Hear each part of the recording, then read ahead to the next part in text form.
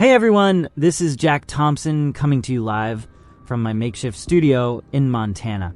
I never thought I'd be doing a podcast from here, but here I am with you. I would like to welcome those of you just joining our podcast.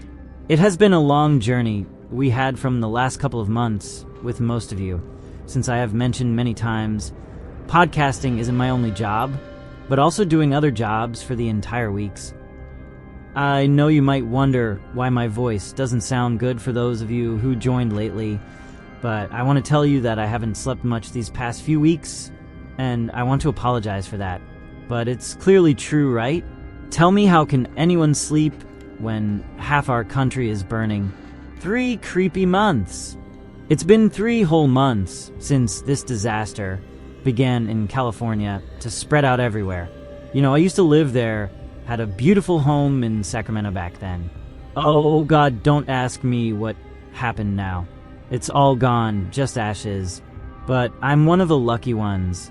I got plenty of time to get out of there. The flames, fire, tornadoes, and more. I bet you haven't seen anything like this except in movies. The fire was moving faster than anyone predicted.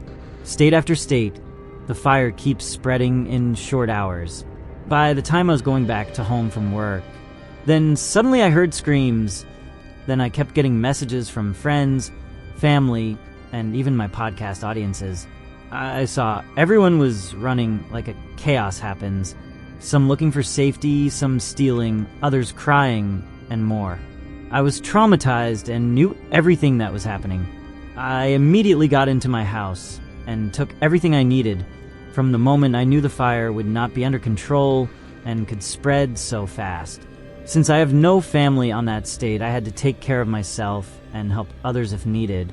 I know we had same stories over there, but here are a few I can tell about my situation, and you may also have a bit different stories to tell. So don't hesitate to join our voice chat and share your stories. Make sure you are on radio frequency 140.7 FM every night from 3 a.m. until midnight. Find a public phone and dial 991-587 if the line is active in your state. This way you can tell us where you are, if it's safe, or we can guide you where to go after. We need each other now more than ever. Listen to me and listen carefully. If you're in any of the wildfire-affected areas, don't wait. Don't think it won't reach here, or stop soon where you are. Find a way out of this place and get out. Only 3 states are still completely safe from this inferno, and spaces are filling up fast. Just yesterday, I heard from my old neighbor Susan a sad story. The one who told me about her said she was very rich, have a very good relationship with anyone she knew. Susan also had a big company almost near to our town, said her closest friend. She also hired many employees in her company, and can't tell how big it was. No, anyways, she was one of the richest person in the town. As everyone knows, that day has come where the wildfire starts to burn everything it touches. He said Susan was in the company building 5/4th floor/office, and no, 387/. The person said I was there with her at a big meeting. It was the supervisor's time to make a presentation, and all of a sudden we heard a scream outside the building. Everything we saw on that day was very scary, and we thought we could die back there. At the time, Susan was shocked and went out holding my hand. I can feel her eyes that she don't want to lose her company, but she said she wants to go to her house and also find her married daughter. She went to her house and waited too long, thinking about her assets she could lose. Thinking about taking everything she owns. This time the fire started to outrage. She was killing time where she could take the most expensive items with her, but lost everything because she didn't make a fast decision. Her dream house, her company, everything she built over 40 years, gone in minutes. And Susan's one of thousands with similar stories. God, it breaks my heart seeing the footage of luxury homes, entire neighborhoods, places where people built their lives on it just vanishing. Those houses can be rebuilt, but lives, those can't be replaced. Even felt so sad for the animals which suffered by this disaster. So everyone listening from the safe zones, please, if you can, open your homes, share your resources. These people had the same life you are living right now, and now they need your help. We need to stick together now more than ever. And to those still in the danger zones, I'm begging you, please don't be a hero, don't act weird. Don't think your home is fireproof. No building is worth your life. Get out as soon as possible. If you have or find any vehicle, drive to Montana, Idaho, or Wyoming if you can. These are the only states still completely safe so far. We'll be taking your calls throughout our broadcast service. Share your stories, ask for help, offer support, whatever you need. We're in this together, and together is the only way we'll make it through. This is Jack Thompson, and you're listening to The Morning Wake Up Call. Stay with us, stay informed, and most importantly, stay safe. Okay, enough for the break, and let's continue the second story about Mike and Linda Davidson. They lived in this beautiful ranch house just outside of Sacramento. Been there for 32 years. Had the most amazing garden you'd ever seen. Linda grew these incredible vegetables, and Mike built this tree house for their grandkids with his own hands. I met them at a shelter in Montana last week, and as you expect, they lost everything in just 20 minutes. That's all it took, 20 minutes. They were having their morning coffee on the porch, just like any other day. Tell me, what would you do in just 20 minutes? But the fire turns their stuff to ash, leaving them nothing. Linda said by the time she noticed the sky looked a bit strange, kind of an orange-gray color. You know, we've all seen strange things sometimes, right? But who would have thought what's gonna happen next? I guess no one. Then their neighbor, Tom, came racing down the street in his truck. The fire had jumped the containment lines 10 miles away and was moving faster than expected. The firefighters later said it was traveling at nearly 60 miles per hour, something they'd never witnessed before in their entire careers. Before leaving their house, the Davidsons grabbed their Pet Max Plus album pictures and Linda's heart medicine.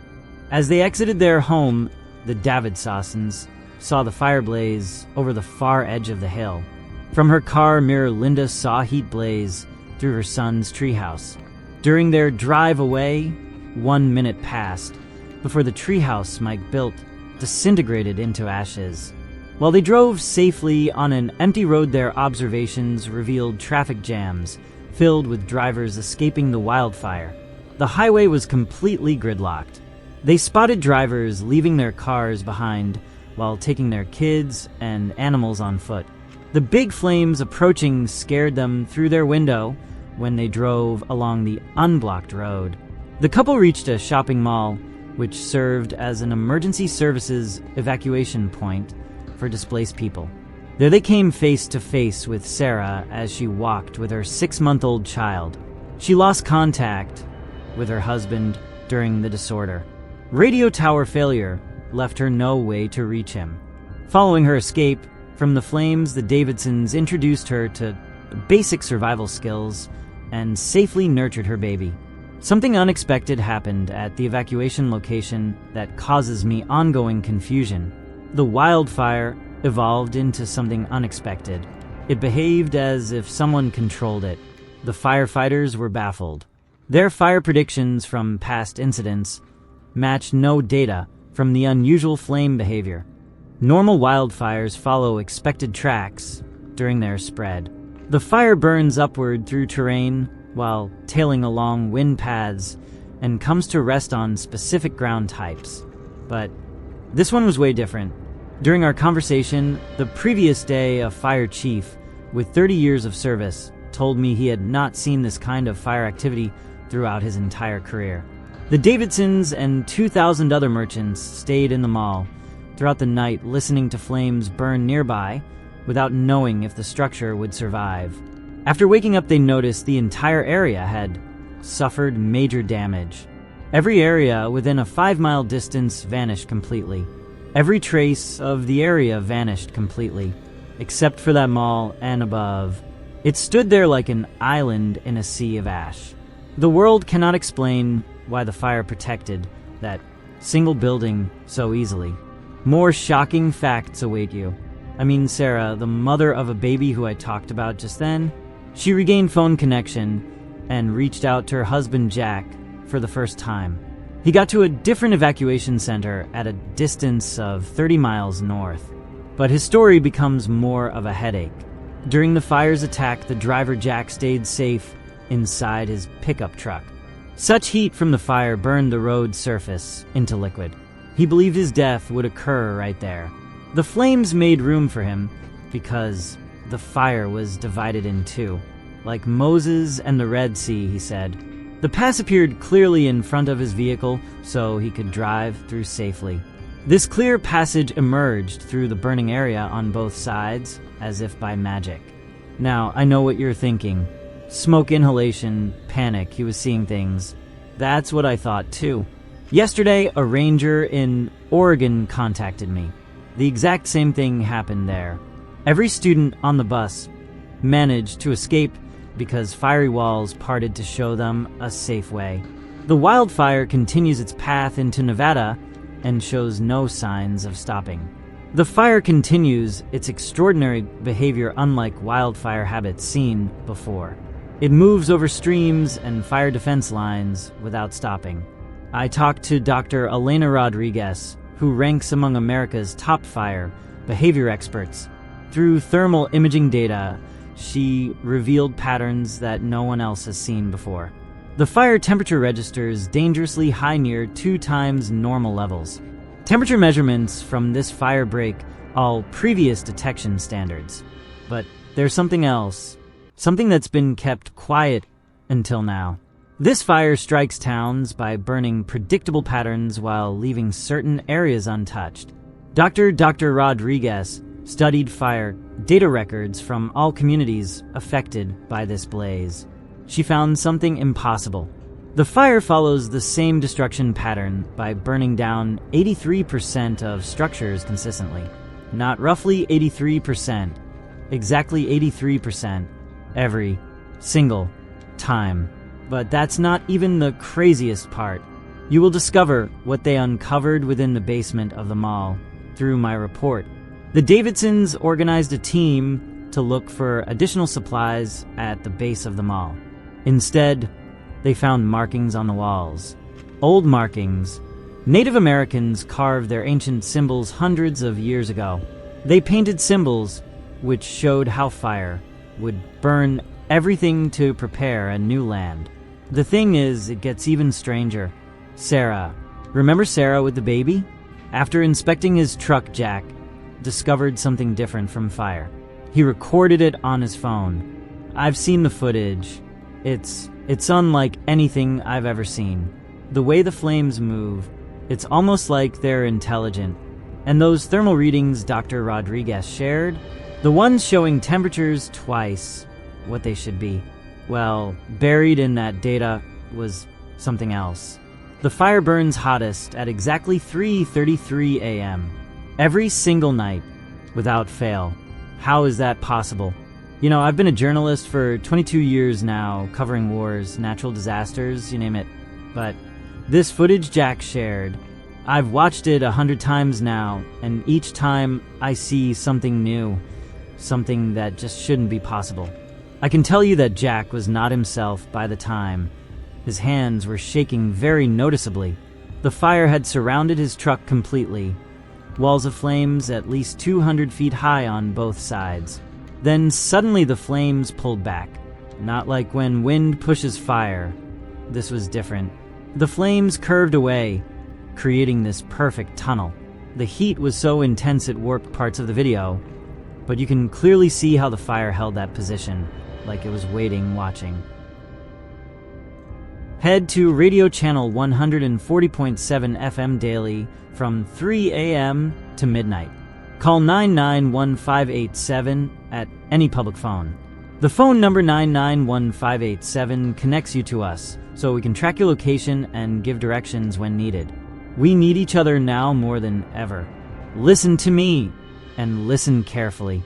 Take immediate action if you live where wildfires are burning right now. You must leave the area instead of believing the fire won't reach you now, and stop right where you stand. All active wildfires burn throughout 7 states, but 3 areas remain safe.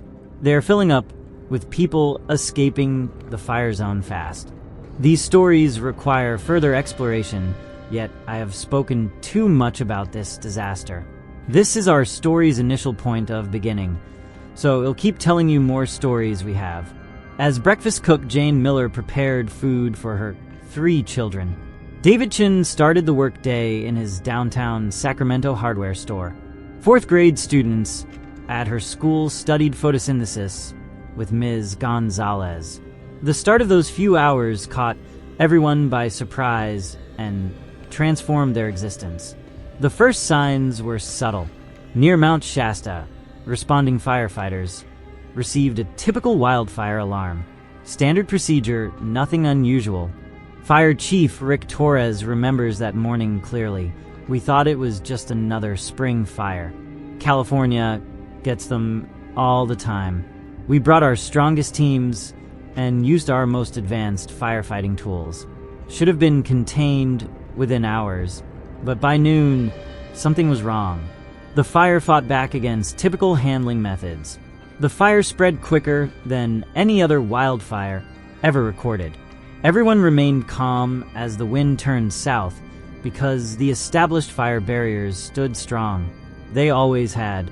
They didn't. The burning wildfire leapt over 6 controlled fire lines to race towards Sacramento as it moved at an unusual speed. The evacuation order came at 8:47 p.m. Too late for some. The Chin family escaped with their pet dog and picture book. After escaping the flames, the Millers learned their youngest child was safe when they discovered her at an Oregon shelter. A passerby spotted their daughter crying in a supermarket parking lot and stepped in to help her. The next 30 days brought unspeakable suffering that no one expected. The fire shifts and burns through cities in simple minutes. Las Vegas burned in a single night. Phoenix fell 3 days later. Normal wildfire strategy failed when unknown fire blazed through communities it had never threatened before.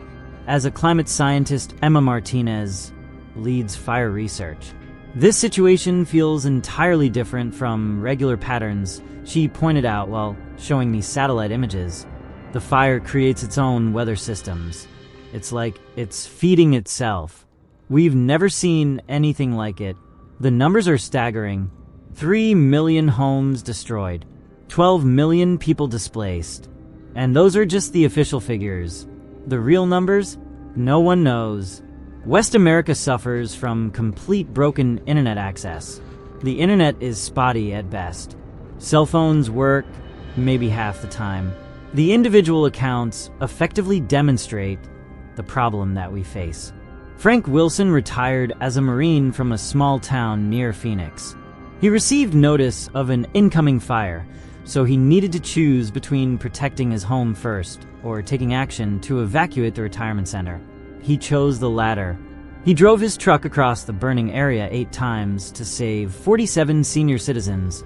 Despite losing his home in the fire, he still knows he made the correct decision. Or consider the story of the Anderson twins. A school bus with students on board became trapped between the advancing flames near Salt Lake City. Despite 40 children waiting for help in extreme heat, Mrs. Helen Parker protected them through music storytelling and spiritual support. As the National Guard arrived, they discovered Mrs. Parker had given her own water to each child before her condition worsened. She didn't make it, but every child survived. More displaced families keep coming to refugee centers in Montana and Idaho. I toured a repurposed football stadium, which now shelters 50,000 people. Every refugee at the stadium tells a powerful account of families splitting apart during sudden disasters. Beyond these challenges, the nation witnessed impressive heroism from random citizens who assisted people they did not know, while entire neighborhoods booked up to assist their neighbors. I spoke with high school students yesterday who built a large database to locate separated family members. The team put in 18-hour days to find families because they depend on donated coffee and their relentless spirit. Through their work, this group has brought together 3,000 broken families.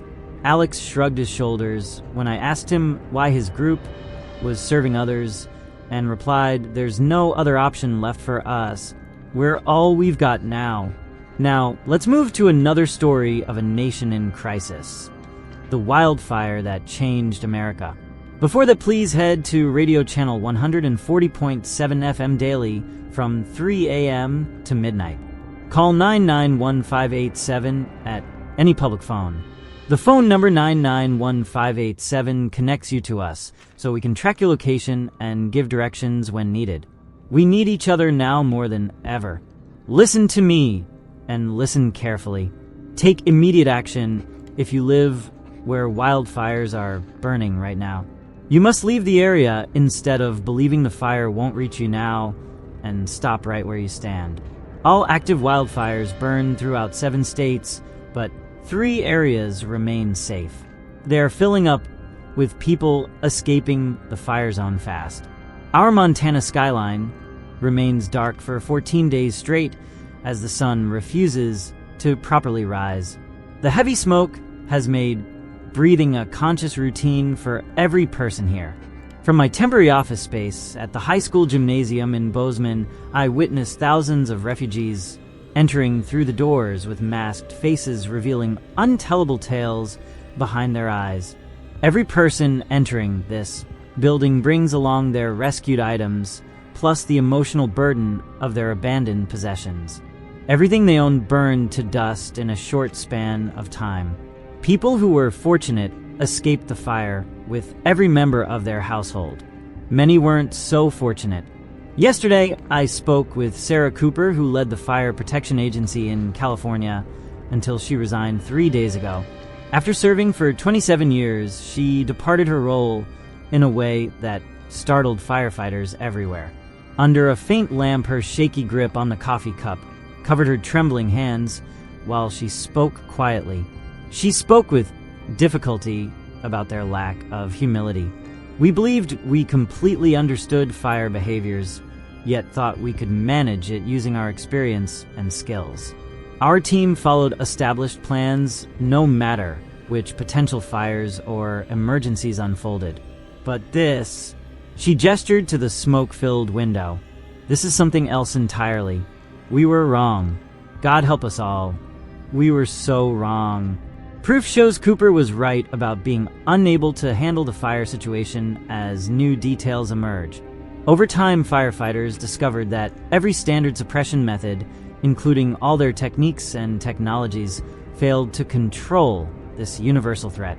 The water bomber teams fly their missions with fire retardant, yet observe no results. The chemical agents created to control fires disappear before reaching the flames. During wildfires, fire crews carve out protective earth strips, like they create markings in the ground that prove ineffective. The fire simply adapts. Expert discussions and action center messages consistently include the word adaptation. It adapts, learns, evolves. No matter how many times people try to put out the inferno, it grows beyond their control like a creature that learns from its setbacks. A Stanford fire expert, Dr. James Mitchell, created his research base in Bozeman at an empty warehouse for 30 years of wildfire investigation. Across multiple monitors, the facility displays thermal images from all regions impacted by the abnormal fire behavior during this incident. He pointed at Nevada footage, which he has studied consistently. He followed the fire's path on the screen until it reached the burning point of a major firebreak designed to block the flames completely. Under normal wildfires, extreme heat can push flames across limited gaps, but this fire demonstrates different behavior. Look closely, it calculates, it waits, it draws extra resources while reducing its presence in other surroundings. Everything moves together in an organized advance. Like it's thinking. He repeatedly played the footage, but found extensive proof that the behavior couldn't be explained. During 3 decades of validating fire patterns, I have not encountered such a phenomenon before. The fire seems to strategize like it's in a chess game, while we only work at a checkers level. The Montana State University gymnasium changed into an exceptional space for refugee accommodation during the last several weeks. Instead of hosting basketball games and cheer rallies, the huge gymnasium serves as a shelter for more than 3,000 refugees.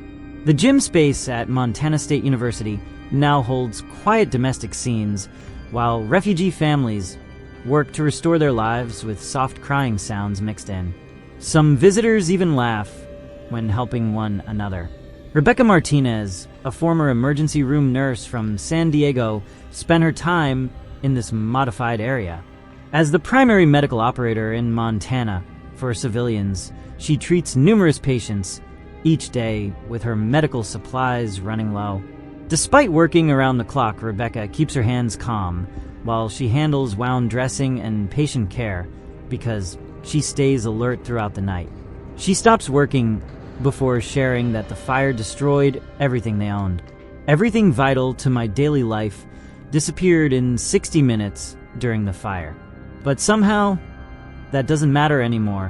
What matters is that we're needed here. We win a small battle against loss with each person we assist. Despite the knowledge and expertise of experienced fire professionals, they still cannot understand the fire's actions. The Atmospheric Science Division at NASA had William Chin monitor the fire as he studied its movement tracks with surviving satellite data. He demonstrates an alarming discovery to me from his converted utility room office in the University Science Building. Instead of moving at random, the fire now produces exact geometric designs on the terrain. NASA's thermal images display geometric shapes that would only appear with human-made fires. The firefighter passes me a series of pictures captured during the previous 7 days. These patterns repeat every 72 hours. This seems like a message the fire was made to deliver. But what? People continue to suffer losses that go beyond what official numbers can represent. Recently, I toured the university's old library building that now operates as a missing persons center.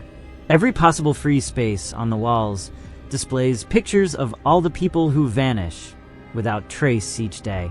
Throughout the day, Michael Davidson, the retired teacher, looks after 72 boards, keeping the information up to date and connecting lost families with their missing loved ones. He starts his day by removing shared pictures from the site every morning. Our fortunate days come when rescue teams locate surviving victims and bring friends and family back together. Each day begins with me taking down photos and then adding fresh ones, sometimes dozens of them. What makes this job difficult for the employee is not adding the photos, but having to see the faces of people searching for their missing ones. An unexpected community has developed beyond city boundaries in an unusual location that scientists cannot understand. 500 people gathered at their new community called The Haven, which stands as a 2-mile circular enclosure that survived the flames. All ground around it burned, except for the circular area where the grass remains lively and the trees stay standing. Before her unexpected disappearance, Elena Rodriguez studied the unexplained circle. According to her final study, which my confidential source provided me with, she found that the soil texture inside the ring matches perfectly with the larger environment. Scientists find no basis to explain how the fire skipped over that area. The fire spared this safe haven when it attacked the rest of the area, and hundreds of people now live there. After the military's participation at the fire, there are more unanswered questions than answers. Colonel James Harper told me privately that regular weapons could not prevent the flames in his interview. The colonel shared his discomfort by admitting all military options had failed. When dealing with enemy elements that seem to possess intelligence, how can you counter them? How can you stop attackers who benefit from each fight they face? Our forces have experienced so many losses of people and gear I no longer want to think about them. The fire seems to track our military strategies by studying our actions before our next move. They now face something beyond natural disaster transforming into a new threat. I'm Jack Thompson, about to broadcast from my temporary studio setup in Montana. Make sure you are on radio frequency 140.7 FM. Every night from 3 a.m. until midnight. Find a public phone and dial 991-587 if the line is active in your state. This way you can tell us where you are, if it's safe, or we can guide you where to go after. We need each other now more than ever. Listen to me and listen carefully. If you're in any of the wildfire-affected areas, don't wait. Don't think it won't reach here or stop soon where you are. Find a way out of this place and get out. Only 3 states are still completely safe from this inferno, and spaces are filling up fast. Okay, and let's continue discovering more amazing stories of devastating wildfire outbreak. The story of an unlikely hero. As the evening sun set over Sacramento downtown, its yellow light shined through the dark, smoking air above. At Mercy General Hospital, Sarah Matthews completed her 3rd 12-hour emergency room shift as a nurse before returning home. Sarah faced a surprise when she stepped into her apartment complex on 34th Street because the wildfires had overloaded medical facilities. She spotted a huge smokestack from her apartment a full 3 building blocks away. When she saw Emma and her school neighbor at the scene, her heart stopped, since both children were supposed to be safe in her apartment. Mrs. Henderson stood in the crowd of neighbors who left when authorities announced the fire evacuation. Emma wasn't with her. Mrs. Henderson broke down while telling me that my daughter had fallen asleep in my home. The smoke blocked my route to your apartment floor, so I could not reach it when the alarm sounded. First responders determined the building presented too many fire hazards to put themselves at risk. The fire moved quickly through the dated building because it found support in its aged wood panels and insulation material. Sarah let out blood-curdling cries as she understood her child was stuck in the building. Thomas Walker emerged from the crowd of onlookers, though nobody paid attention to him earlier. During the last 8 months, he lived in the alley next to the building while he sorted through recyclables and stayed alone. People saw Thomas as the homeless man who slept next to the trash bins, but he started his life differently. The ragged jacket Thomas grabbed covered his face as he dashed toward the building's side entry point. Both firefighters wanted to arrest Thomas, yet he escaped their hold by entering the smoky building. The silent and nervous crowd saw only the fire burning between the smoke and heard only the smoke's crackling plus far-off siren wails. Minutes passed like hours. The open 4th floor window showed bright orange flames as they devoured Sarah's apartment. A pale figure walked out from the heavy smoke curtains at the building's entrance. Thomas moved with strong determination through the smokes while carrying something from under his jacket due to his heavy breathing. When he reached the area protected by people, Sarah sped to greet him. Thomas brought Emma home safely despite his exhaustion. Both of them wore his jacket, but she stayed inactive. Thomas kept shielding the child as his own body began to fail, and he lowered himself to kneel. Thomas had trouble talking as he fought to breathe through his burned throat during medical treatment. The emergency department at Mercy General Hospital experienced the routine organized turmoil doctors handle during major disasters. While Thomas stayed unconscious in the hospital, Sarah sat with him while her daughter Emma recovered from smoke inhalation treatment in the next room.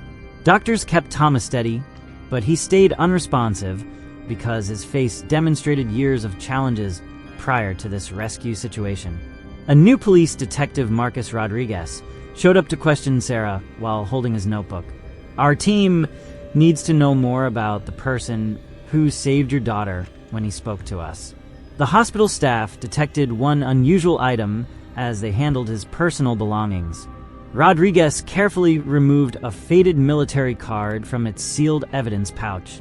The name read, Thomas Walker, Special Forces, retired. Before becoming an elderly man, Thomas appeared in the photo as a younger-dressed soldier with a strong, justified demeanor and clean features. Sarah let her touching fingers glide over the ID while her brain fired thoughts.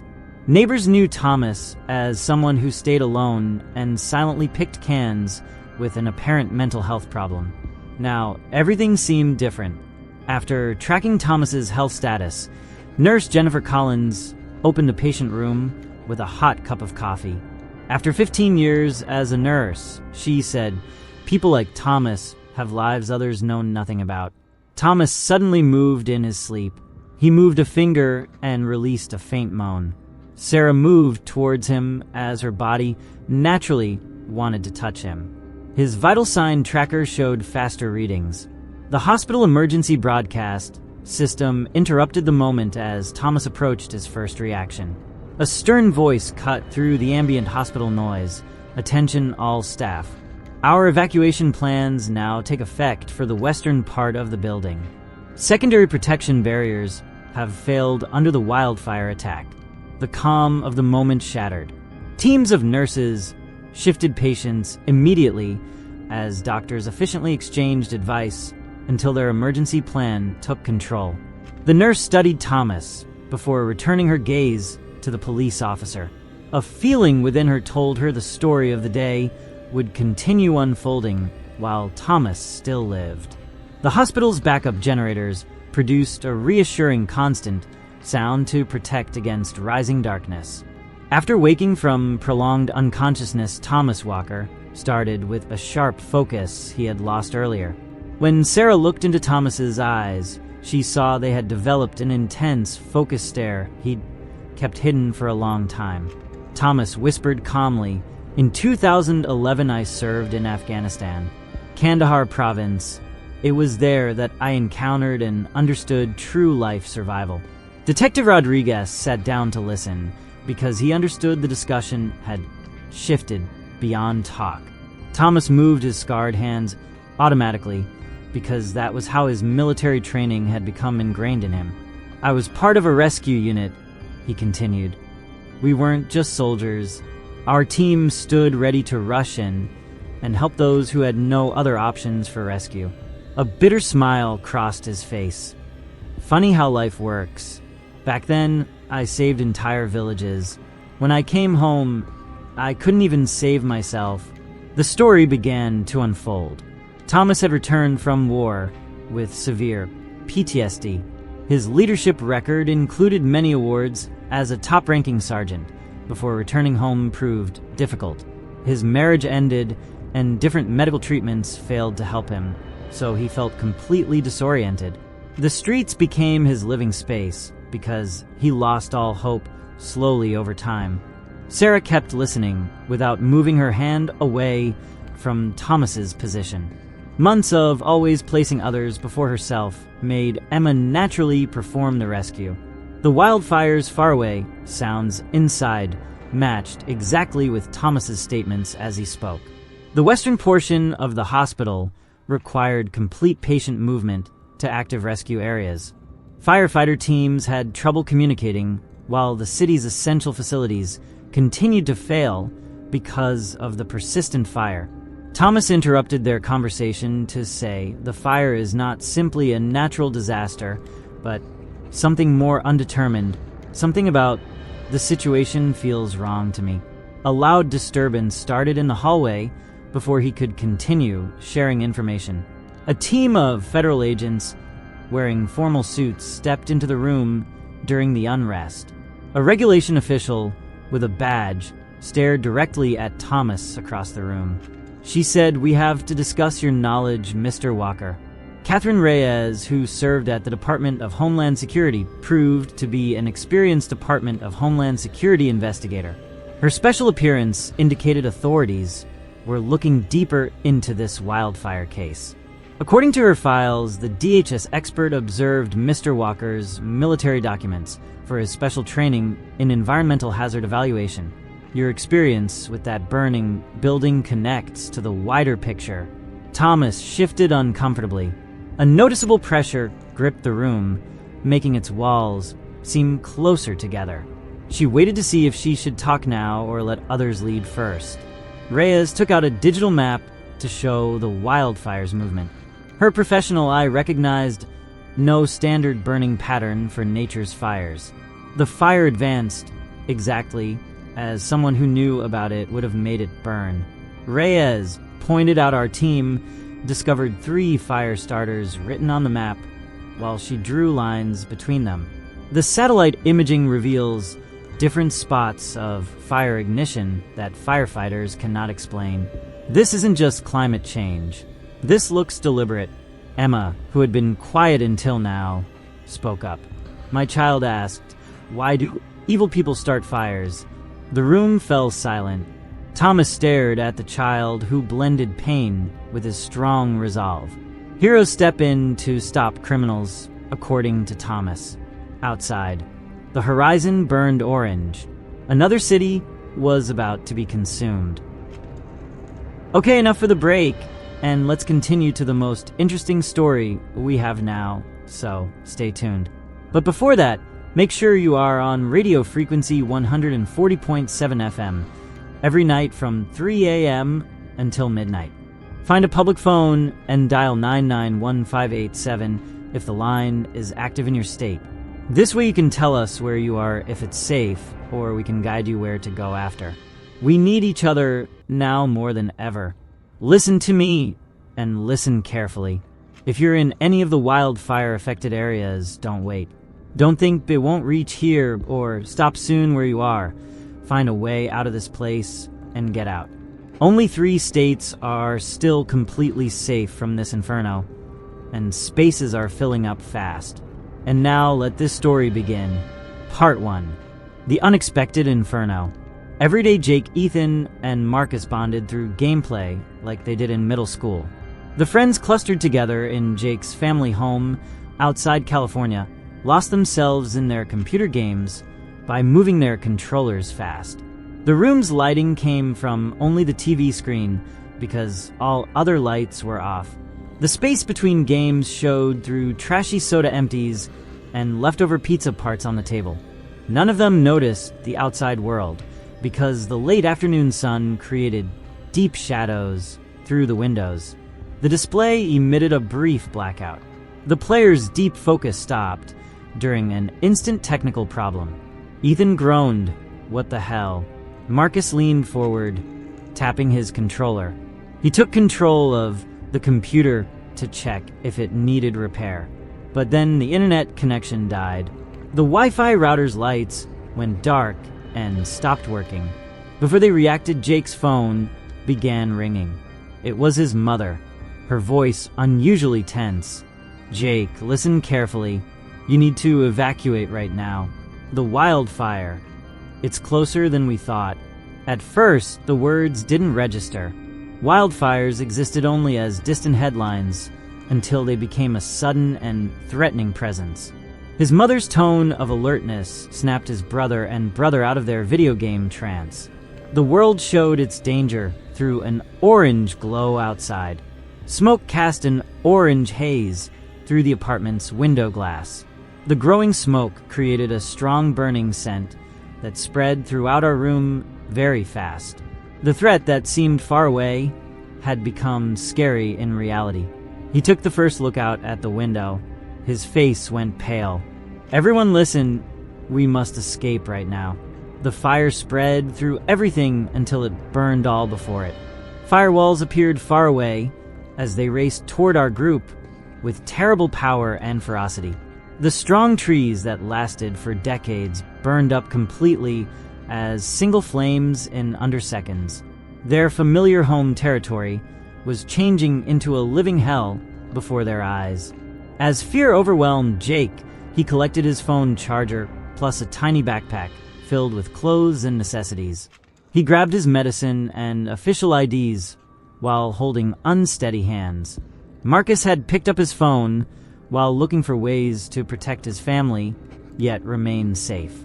The thing that stood out most was not the light, but the roaring, destructive roar that swallowed other sounds. Nature unleashed its devastation through this roaring noise that swallowed everything around it. They had minutes, maybe less, to escape. After telling this story, I suspend the narrative, allowing readers to ponder what became of them and how they defended themselves from the oncoming wildfire. What do you think happens next? I'll leave that question for you. Part 2. Desperate Escape. The heat was unbearable. All 3 young men rushed out of their apartment spaces with a loud door bang. The hallway had already become full of dense smoke that made it difficult to breathe. Emergency warning sirens made their piercing sound above the sound of the fast-approaching fire. Jake yells to head for the stairway and takes his inhaler from his pocket. The smoke was already hurting our ability to breathe properly. Ethan held on to Marcus to guide him safely in the corridor, which grew darker by seconds. The stairwell was chaotic. People were hurrying from their homes with their belongings, while other residents held their loved ones and animals. The moment an elderly woman tripped, Marcus immediately reacted to support her. He carried her safely while leading them down the steps. Halfway down, the power failed completely. Emergency lights flickered, then died. Scattered orange light sneaked through windows, yet left most areas in total darkness that made spooky long shapes. Outside was worse. The nighttime street layout seemed terrifyingly wrong. Abandoned cars blocked the roads. The fires had started already, and the heat melted the paint while making windows burst open. The street trees became giant fire torches that launched burning ash pieces through the air. After realizing they cannot use their automobile to leave, Ethan spoke up. The SUV's alarm system screamed as it burned because the flames had already swallowed it. Jake's phone alarm went off with an emergency message. The notification said everyone should leave the area immediately, but they already knew that. The emergency vehicles sounded their alarms while fire burned all around, creating frightening sounds of disaster. They held the woman's shoulders while they walked together. The 2 brothers shared water from Marcus' backpack with each other. The harsh sunlight pushed down on them with all its might. Their skin showed sooty patterns because sweat met ash. From their distance, they spotted fires burning down entire city blocks. Every house built over multiple decades became a blazing pile of rubble within a few minutes. The fire blazed through buildings at abnormal speed and designed its own weather patterns which accelerated its burning. Jake turned his head left and right, looking for any alternative way to escape. Every vehicle in sight stood deserted, and many houses caught fire. Everyone fled that scene with faces expressing absolute panic. Their plan was simple: survive, stay together, and get out of this hell. They understood their vulnerability when the spreading flames burned all around them. Okay, now let's move to part 3, the road of survival. They had no time to think during their initial escape hours because they focused on staying alive. They took turns between using an old bicycle and an electric scooter with battery problems. After escorting the elderly woman to an emergency shelter, she thanked them before they headed down their dangerous path. Since Ethan's phone battery hadn't died, yet he continued to study emergency news alerts and remaining active apps. The wildfire spread rapidly across half of California's central land, while overwhelming emergency crews to stop it. Roads across the state closed down, while entire towns were destroyed in short periods. They stayed away from main roads where thousands of people had gathered to flee the raging fires.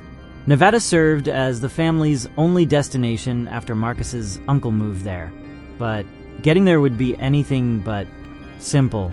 Water was their most precious resource. They picked bottles from closed gas stations and convenience stores while selecting only what they could use. The surroundings repeatedly adjusted from wildland fires to bare ground alongside broken roads that presented like wreckage left by a global disaster. Asthma created major problems for Jake to manage.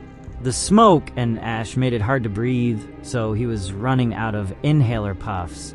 They checked the first aid kits in empty cars for spare medical supplies, including additional inhalers. Finding medical supplies and replacement inhalers among burned-out buildings made us feel we were winning our fight against environmental devastation. Communication was sporadic.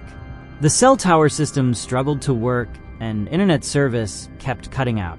They would learn bits of news, such as the fire burning across multiple states, while officials warned of poor air quality and pleaded for residents to leave. The world seemed to be collapsing around them.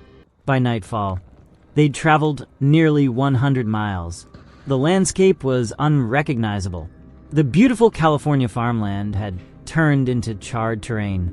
They made a farm building their protection by sealing off its windows and building a barrier to defend themselves. No one slept. Everyone took turns standing guard as they listened for both the fire's faint rumble and emergency vehicle sirens. Marcus started keeping track of their expedition with a notebook at hand. He whispered, "This experience requires someone to record it for history. This place needs to stay in our collective memory." Although his grip remained firm, his gaze revealed everyone's nervousness. The sunrise brightened the distance, showing them the fire. Despite our sights, we couldn't detect any progress ahead. But they all knew the same thing. Their journey was far from over, and the worst might still be ahead. Then, moving to the last part of the story, I will tell you part 4, The Reckoning. Days blended together. The incident started as a natural disaster and evolved into a defining moment that shaped an entire generation. After traveling to Nevada, the 3 friends discovered temporary shelter with Marcus's uncle, but were met with bad news. The news was devastating. The fire damaged more than half of California's territory. Every major urban area across California had no human presence remaining. Fire damage caused outbreaks throughout towns with economic losses that exceeded all countable amounts. Emergency government services struggled to help all the people who left their homes due to fierce wildfires. Their families were scattered. Jake's parents found temporary safety in an Arizona shelter while evacuating from their home. Burned-out buildings marked every street around Ethan's home. The need to protect his uncle made Marcus the one lucky survivor, yet each of them felt responsible despite finding a safe place. After the fire ended, the young men spoke with official authorities and media outlets. The survivors shared what they witnessed during the fire, which helped researchers understand its behavior. Fire experts wanted to study why the blaze moved through the area so fast and burned everything in its path. Boys discovered Nevada, Utah, and some Arizona areas remained unaffected by radiation. Everything about the remaining western part of the United States was permanently transformed. All natural habitats disappeared while wild animal numbers dropped sharply, along with important ecological changes that scientists were starting to discover. Through their experience, they built a deep bond that shielded each other from overwhelming pain. The 2 boys used trauma therapy to support one another while they looked for their missing families and rebuilt their lives step by step. But questions remained. How had the fire become so uncontrollable? What had been the initial spark? And more importantly, could it happen again? Through the glass of Marcus's uncle's house, they saw the sunset turn the sky to vivid orange and red hues, just like the phlogiston that consumed their neighborhood. Their story was far from over. Okay, this is all I have for today, and I'll be back with another part later. Till then, stay safe and goodbye.